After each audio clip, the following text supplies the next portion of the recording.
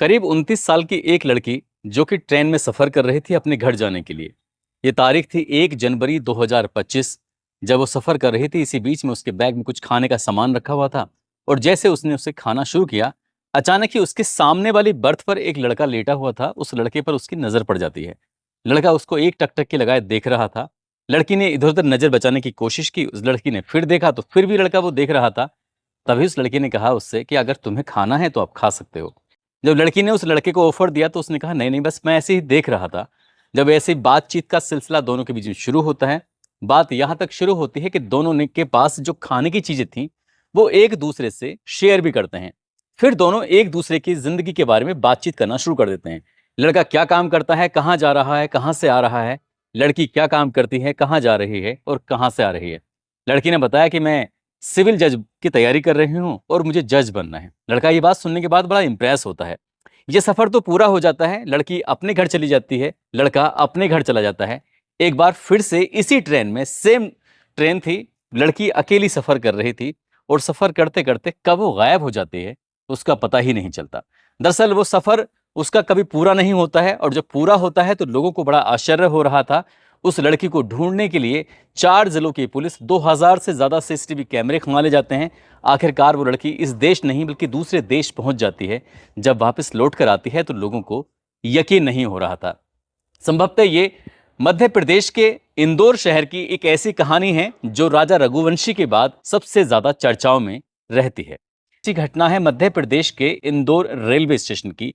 7 अगस्त 2025 की शाम लगभग 3 बजे के आसपास का वक्त हो रहा था।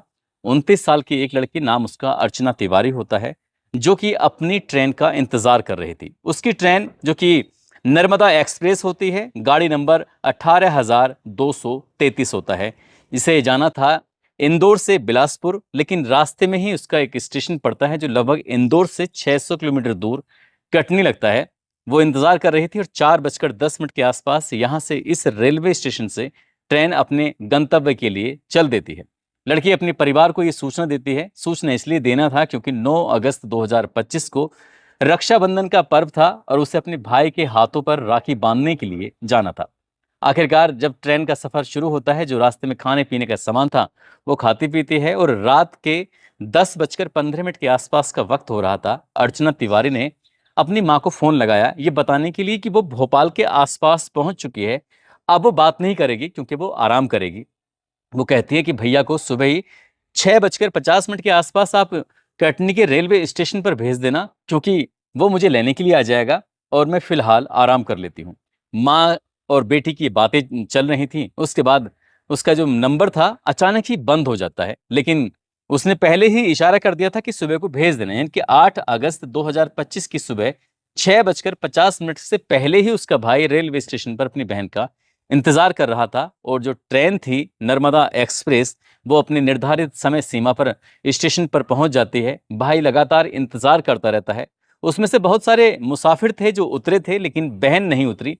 वो परेशान हो जाता है। इससे पहले कि वो कुछ देखता, पड़ताल करता, उस जगह पर पहुंचता, जो लड़की की जो कोच था वो B3 था और साथ ही जो सीट नंबर होता है वो भी 3 होता है, जो कि बिल्कुल एकदम खिड़की के पास में ही होता है, यानी कि दरवाजे के पास में होता है। अब ऐसी स्थिति में जब उसका भाई देखकर परेशान हो जाता है, तत्काल ही वो अपनी माँ से कहता है कि माँ, अर्चना तो दिखाई नहीं दे रही है, वो आई नहीं है स्टेशन पे, क्या करूं। भाई जब परेशान होता है तो माँ एकदम सोच में पड़ जाती है कि क्या करूं, क्योंकि उसके पति तो है नहीं। अब ऐसी स्थिति में हो तो क्या हो, बेटी का अचानक से गायब होना, 29 साल की वो बेटी। तभी उसे याद आता है कि जो अगला स्टेशन है, अगला स्टेशन यानी कि उमरिया, उमरिया स्टेशन पर वो अपने भाई को फोन करती है और भाई को फोन करके कहती है कि भैया देखो, अर्चना वहां से चली थी कटनी के लिए, लेकिन अभी पहुंची नहीं है और ये स्टेशन पे यहाँ से निकल गया कटनी। अब की बार जो स्टेशन आएगा वो उमरिया आएगा, आप देखना, B3 कोच है और साथ ही उसकी सीट नंबर है वो भी 3 है, आप देख लीजिए। भाई पहले से ही उस स्टेशन पर मौजूद हो जाता है। ट्रेन आती है और ट्रेन आने के बाद जैसे ही अर्चना के मामा ने उस सीट पर पहुंचते हैं B3 पर, तो वहां पर उसका बैग रखा हुआ था, सामान तो रखा हुआ था, लेकिन अर्चना दिखाई नहीं दे रही थी। आसपास के जितने भी लोग थे उन सबसे पूछा जाता है कि जो ये लड़की थी, इस यहाँ पर लेटी हुई थी, बैठी हुई थी, इसका जो सामान रखा हुआ है, अर्चना नाम है इसका, 29 साल की इसके आसपास की उम्र है, क्या आपने देखी है। आसपास के जितने भी लोग थे सभी लोगों से बारी बारी से बातचीत की जाती है। लेकिन कोई सही से जवाब नहीं दे पा रहा था। किसी ने कहा कि मैंने देखा, किसी ने कहा नहीं देखा। तो कब देखा, किस वक्त देखा, तो सबको याद तो नहीं आ रहा था। लेकिन जैसे जैसे जानकारी मिल रही थी वैसे फिर सीटी उसका जो नर्मदा एक्सप्रेस रेलगाड़ी का विजिल था, सीटी थी, वो बच जाती है। ये बताने के लिए अब हम आगे चलने लगते हैं। बस इतना था। उसके बाद उसका मामा उतर जाता है सामान लेकर। वो सीधा ही जीआरपी जाता है। साथ ही अपनी बहन से कहता है कि अर्चना का सामान तो मिल गया है, लेकिन अर्चना नहीं मिली, क्या करें क्या ना करें। तभी घर वाले परेशान हो जाते हैं। घर वालों की सांसें फूल जाती हैं, पैरों के तले जमीन खिसक जाती है कि आखिरकार जवान बेटी कहाँ गई, क्या हुआ। क्या उसके पूरे बैग के एक एक सामान को देखा जाता है? कहीं ऐसा तो नहीं है कि वो कहीं उसके साथ गलत हो गया हो या गलत करने की कोशिश की हो। कुछ भी तमाम तरह के कयास थे जो लगाए जा रहे थे। फिर वे पहुंच जाते हैं जीआरपी थाने, और जीआरपी थाने जाने के बाद बताते हैं कि उनकी बेटी है, नाम उसका अर्चना तिवारी है, जो कि पेशे से वकील है और इंदौर में रहकर सिविल जज की तैयारी कर रही थी। वहां एक सत्कार गर्ल्स हॉस्टल है, वहां पर रहती है, और वो रक्षाबंधन का पर्व मनाने के लिए कटनी आ रही थी।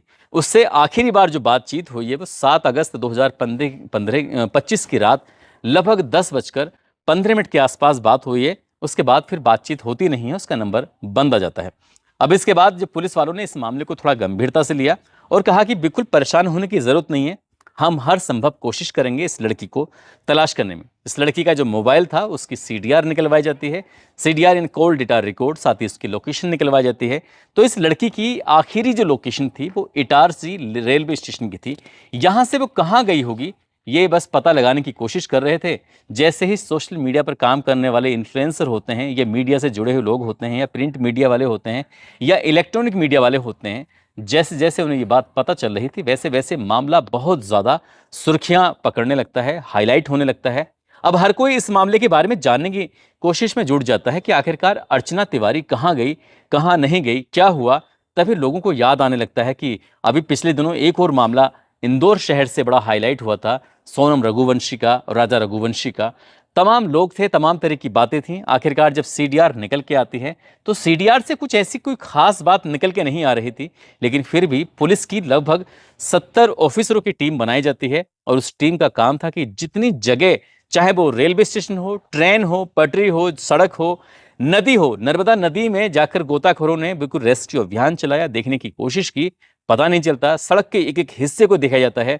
गांव हो या शहर हो, ये रास्ते जहां जहां तक जा सकते थे वहां वहां तक उन 70 पुलिस वालों ने अपने सोर्सेस के माध्यम से हर तरह से ये लड़की के बारे में पता करने की कोशिश की, लेकिन पता नहीं चल पा रहा था। 7 तारीख को वो गायब होती है। 8, 9, 10, 11, 12, 13 इस तरह से लगातार चल रहे थे। जैसे जैसे वक्त आगे बढ़ रहा था वैसे वैसे मामला बहुत ज्यादा हाईलाइट हो रहा था। अब देश की मेन स्ट्रीम मीडिया ने भी इस मामले को देखना शुरू किया, ये पड़ताल करनी शुरू की, आखिरकार लड़की कहाँ है, क्या हुआ है इस लड़की के साथ। अब किसी ने ये अंदाजा लगाया कि वो परेशान होगी, उसने नर्मदा नदी में कूद कर शायद कुछ ऐसा हादसा हो गया होगा। तमाम तरह की बातें थी। पुलिस अपनी तरफ से काम कर रही थी, लेकिन कुछ उसके बारे में पता नहीं चल पा रहा था। आखिरकार जब उसकी सीडीआर निकलवाई जाती है और पुलिस ने बारीकी से खंगालना शुरू किया तो पता चलता है कि मध्य प्रदेश के जिला ग्वालियर के एक भमरपुरा थाना लगता है, वहां पर एक पुलिस वाले की तैनाती होती है। नाम उसका राम सिंह तोमर होता है। राम सिंह तोमर की इस लड़की से यानी कि अर्चना तिवारी से बहुत सारी बातें होती थी। क्यों होती थी, क्या होती थी, बस यही जानने के लिए जब इस पुलिस वाले से बातचीत की तो उसने बताना शुरू कर दिया। सब मैं फोन करता था, बात करता था, उनकी ग्वालियर में कभी पोस्टिंग थी, यहाँ पर वो काम करती थी, जबलपुर में रहती थी, तमाम तरह की बातें। तुम इतनी बातें क्यों करते थे? जब बात करने के बारे में पूछा जाता है तो वो बता भी नहीं पाता है। लेकिन ये भी पता चलता है कि वो पुलिस वाला कई लड़कियों के साथ ऐसी शायद बातचीत करने की कोशिश करता था। पुलिस उससे सख्ती से भी पूछताछ करती है। वो बार बार हाथ जोड़ के कहता है कि साहब, ये अर्चना तिवारी गायब हुई है, कहाँ नहीं है, उसे कोई जानकारी नहीं है। पुलिस वाले कहते हैं कि हमें चलाने की कोशिश मत करो। इंदौर शहर से तुमने ग्वालियर के लिए उसका टिकट कराया था, इसके पीछे का कारण क्या है? बोले साहब, ने टिकट जरूर कराया था, लेकिन वो आई नहीं थी। अब वो पुलिस वाले थे, अपनी तरीके से पूछताछ कर रहे थे। उस पुलिस वाले से भी कोई सफलता मिल नहीं पाती है। आखिरकार पुलिस ने फिर पुरानी जो सीडीआर थी, यानी कि कई महीने पहले का डाटा निकालना शुरू किया तो पता चलता है कि जनवरी 2025 की ये बात है। शुजालपुर का रहने वाला एक लड़का होता है, नाम उसका सारांश होता है। सारांश की जब शुरुआत में तो बहुत सारी बातें होती थी और अचानक बातचीत बंद हो जाती है। पुलिस को लगता है कि यहां से भी कुछ ना कुछ देखते हैं। अब सारांश का पता करने की कोशिश की जाती है तो ये पता चलता है सारांश शुजालपुर में अपने घर पे ही मिल जाएगा, यानी कि उसका मोबाइल नंबर घर पे ही था। लेकिन जब उसे बारे में पता किया जाता है, फोन घर पर था, वो घर पे नहीं था। पुलिस वालों ने अब थोड़ा सा और डिटेल में जानने की कोशिश की तो पता चलता है कि ये व्हाट्सएप पर इस लड़की से बहुत ज़्यादा बातें होती थी। क्या बातें होती थी क्या नहीं, बस अब तो यही बता सकता था जिसका नाम सारांश होता है। आखिरकार पुलिस ने जाल बिछाया और जाल बिछाने के बाद सारांश को हिरासत में ले लिया। जब हिरासत में लेती है पुलिस तो इससे पूछताछ करती है और पूछताछ करने के बाद एक नाम और सामने आता है। नाम उसका तेजिंदर सिंह होता है जो कि पेशे से ड्राइवर होता है। उसके बारे में पता चलता है कि 6 अगस्त 2025 को सारांश ने और अर्चना तिवारी साथ ही तेजिंदर जो कि ड्राइवर होता है, जो कि इसका यानी कि सारांश का दोस्त होता है, इन्होंने एक जगह लगती है वहां पर ये आराम से ढाबे पर बैठ के बातचीत करते हैं और बातचीत करने के बाद इनसे पूछा जाता है कि भाई तुम्हारी क्या बातचीत हुई क्या नहीं। उसने कहा सर मेरे एक केस के सिलसिले में, वो पेशे से वकील थी, मैं उससे मिलता था बातचीत करता था, मैं एक मेरी कंपनी है ड्रोन, मैं उसे बनाता हूँ, बस ये बातें चल रही थी। उसने जो सफाई दे रहा था उसकी सफाई में कहीं ना कुछ झोल था।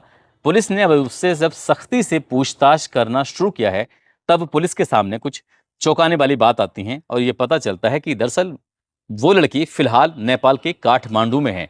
काठमांडू में क्या कर रही है क्या नहीं कर रही है, उस लड़के से कहा जाता है कि बस किसी भी तरकीब से उस लड़की को तुम बुलाओ, नहीं बुलाओगे तो फिर तुम्हारे साथ क्या होगा तुम सहज ही अंदाजा लगा सकते हो। आखिरकार सारांश ने इस लड़की को फोन करता है और फोन करने के बाद कहता है कि अर्चना तिवारी, हमारे तुम्हारे बीच में जो भी बातचीत हुई है दरअसल पुलिस को सारी की सारी बातों का पता चल चुका है, इसलिए तुम्हें आना ही पड़ेगा।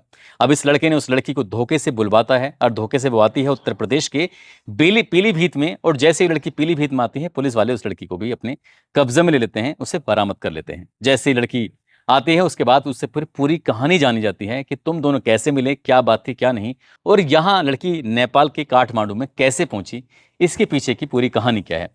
तो लड़का और लड़की से जब बातचीत की जाती है तब वो कहानी सामने आती है। लड़का लड़की बताते हैं कि 1 जनवरी 2025 को लड़की पहली बार जब इसमें सफ़र कर रही थी तो इस लड़के से पहली मुलाकात यहीं होती है इस ट्रेन में, और जब ये दोनों आपस में खाना पीना खा रहे थे, एक दूसरे को देख रहे थे, दोस्ती हो जाती है।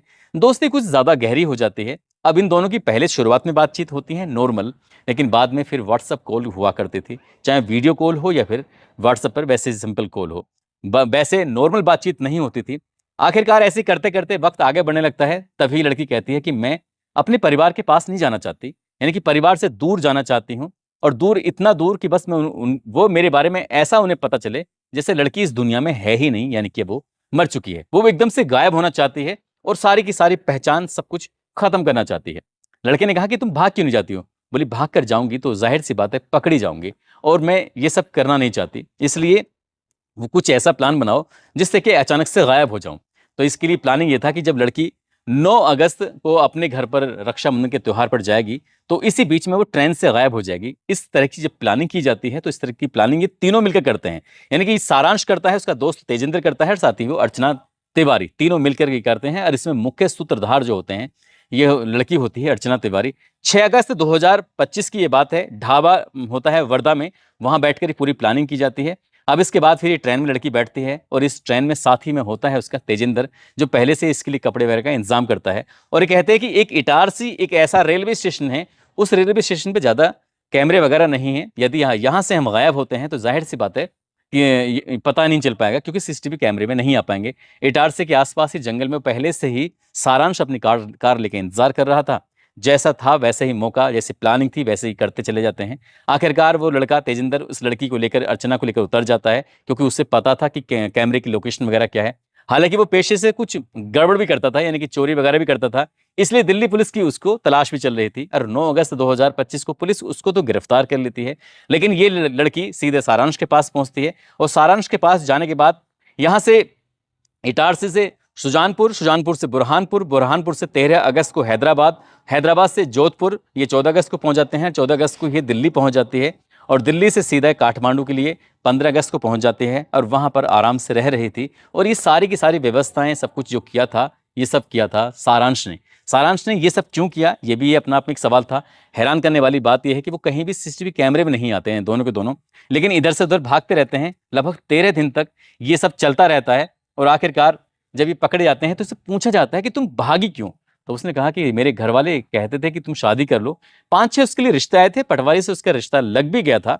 आखिरकार वो कह रही थी कि मुझे सिविल जज बनना है, और इसके लिए मैं तैयारी कर रही थी, लेकिन घर वाले कह रहे हैं कि अब की बार जब तुम इंदौर से घर आओगी तो फिर वापस नहीं जाओगी। वो पढ़ना चाहती थी, इसलिए उसने कहा कि पुलिस वाले पूछते हैं कि तुम सारांश के साथ ही क्यों गई, तो उसने कहा, क्या तुम दोनों के बीच में अफेयर चल रहा है? उसने तो मना कर दिया कि हमारे दोनों के बीच में कोई अफेयर नहीं है, हम तो सिर्फ एक अच्छे दोस्त हैं। लेकिन मीडिया कर्मी ने जब जाके सारांश की माता से, पिता से बातचीत की, तो उन्होंने कहा कि हाँ, एक इंदौर में लड़की है जिसका नाम सपना है, सपना से मेरा बेटा प्यार करता है। अब वो सपना तो नहीं है क्योंकि वो तो अर्चना तिवारी है। क्या यही इसी का नाम सपना लिया गया है, क्या नहीं लिया गया है? क्या दोनों आपस में प्यार करते हैं, नहीं करते हैं? जो भी कहानी उसने पुलिस को बताई और पुलिस ने कहानी जो मीडिया को बताई है, मीडिया में कई तरह के झोल नजर आने लगते हैं। ऐसा लगता है कि कहानी शायद कोई नई क्रिएट की गई है। हालांकि परिवार वालों ने कहा कि जब हम 21 अगस्त 2025 को अपनी बेटी को लेकर पहुंचेंगे तो लगभग 2 बजे के आसपास एक प्रेस कॉन्फ्रेंस करके पूरी कहानी को बिल्कुल सही से बताने की कोशिश करेंगे, जो भी हुआ है। लेकिन वो अचानक मीडिया वाले जो घर पहुंचते हैं तो पता चलता है कि घर पर ताला लगा हुआ है और वो गायब हो जाते हैं, गायब हो जाते हैं, या कर दिए जाते हैं, या उनसे कहा जाता है कि अब किसी को कुछ नहीं बताना है, क्योंकि ये मामला मध्य प्रदेश में बहुत ज़्यादा हाईलाइट हो जाता है। हर कोई इस कहानी के बारे में जानने की कोशिश में जुट जाता है। अभी लड़की क्या वाकई उस लड़के से प्यार करती है, नहीं करती है, ये तो वो खुद ही बता सकती है। लेकिन इसमें कोई एफआईआर दर्ज नहीं होती।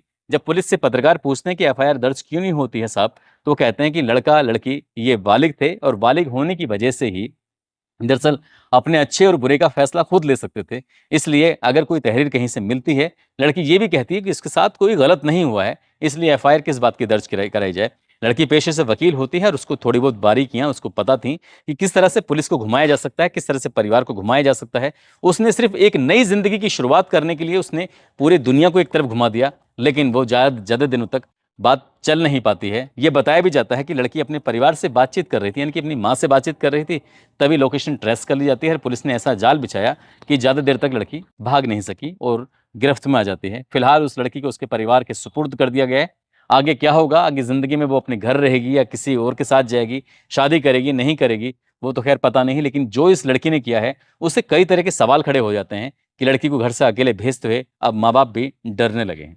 दोस्तों, इस पूरे घटनाक्रम को सुनाने का उद्देश्य किसी को परेशान करना नहीं है, किसी का दिल दुखाना नहीं है, बल्कि आपको जागरूक करना है, आपको सचेत करना है। और जाते जाते हरिद्वार के रहने वाले निशांत कुमार हैं, साथ ही श्रीकांत सूर्यवंशी हैं, प्रीति जायसवाल हैं, आज इनका जन्मदिन है। इनको जन्मदिन की ढेरों सारी शुभकामनाएं, बहुत बहुत मुबारकबाद।